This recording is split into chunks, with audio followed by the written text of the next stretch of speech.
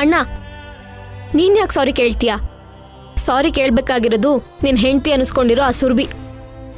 ಇವಳಿಗೆ ಹಾಗೆಲ್ಲ ಮಾತಾಡ್ತಾಳಲ್ಲ, ಇವಳ ಮೇಲೆ ಅವಳಿಗೆ ಎಷ್ಟು ದ್ವೇಷ ಇರಬೇಡ. ನಿಜ ಹೇಳಬೇಕು ಅಂತಂದ್ರೆ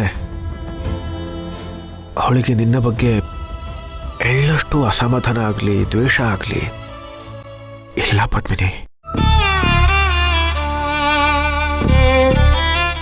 ಕಾಳಿಂಗರಾಯರ ಮನೆಯಲ್ಲಿ ಅವರ ಅಪ್ಪನಿಗಾದ ಅವಮಾನ, ತನಗಾದ ಅವಮಾನ ಹೀಗೆಲ್ಲ ಮಾತಾಡ್ಸ್ಬಿಡ್ತು ಅಷ್ಟೆ.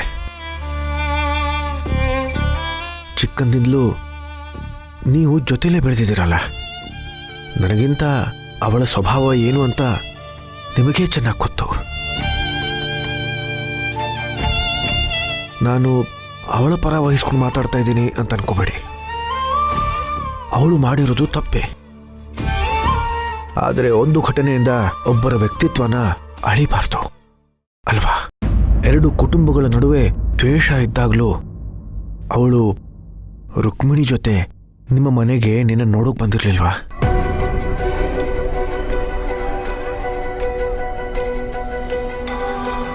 ಮಾಡಿದ ತಪ್ಪಿಗೆ ಕ್ಷಮೆ ಕೇಳಲೇಬೇಕು ಅಂತ ನೀನು ಹೇಳಿದಾಗ ನಿಮ್ಮ ಮನೆಗೆ ಬಂದು ನಿಮ್ಮ ಮಾವನ ಕಾಲಿಗೆ ಬೀಳಲಿಲ್ವಾ?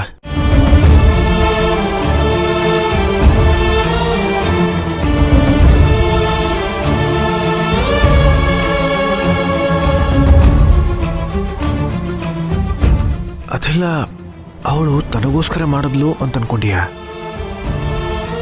ಒಂದಂತೂ ಸತ್ಯ, ಕೋಪದಲ್ಲಿ ನಾವು ಯಾವಾಗಲೂ ನಮ್ಮ ಬಗ್ಗೆನೇ ಯೋಚನೆ ಮಾಡ್ತಾ ಇರ್ತೀವಿ.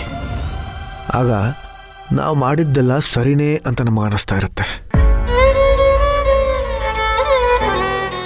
ಕಾಳಿಂಗರಾಯರು, ನಿಮ್ಮ ಮಾವ, ನಿನ್ನ ಗಂಡ ಕೆಟ್ಟವರಾಗಿದ್ದಾಗ ನಾವು ಮಾಡಿದ್ದೆಲ್ಲ ಸರಿ ಅಂತ ನನಗೆ ಅನ್ನಿಸ್ತಾ ಇತ್ತು. ಆದರೆ ಈಗ ನಿಮ್ಮ ಮಾವ, ನಿನ್ನ ಗಂಡ ಬದಲಾಗ್ತಾ ಇದ್ದಾರೆ, ಒಳ್ಳೆಯವರಾಗ್ತಾ ಇದ್ದಾರೆ. ಈಗ ನಾವು ಮಾಡಿದ್ದೆಲ್ಲ ತಪ್ಪು ಅಂತ ನನಗೆ ಅನ್ನಿಸ್ತಾ ಇದೆ ಅಷ್ಟೆ.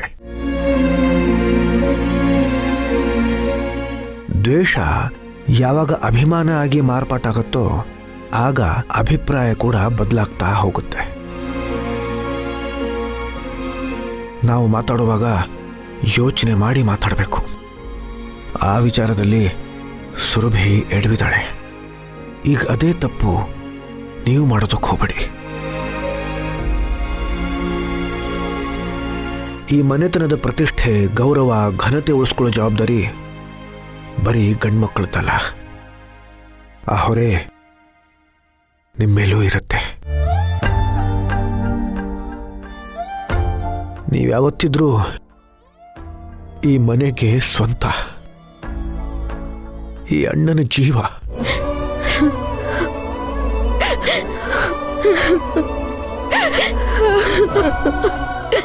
ನಾನಿರೋವರೆಗೂ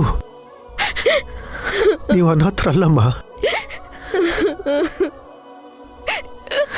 ನೀವು ಅನಾಥರಲ್ಲಮ್ಮ.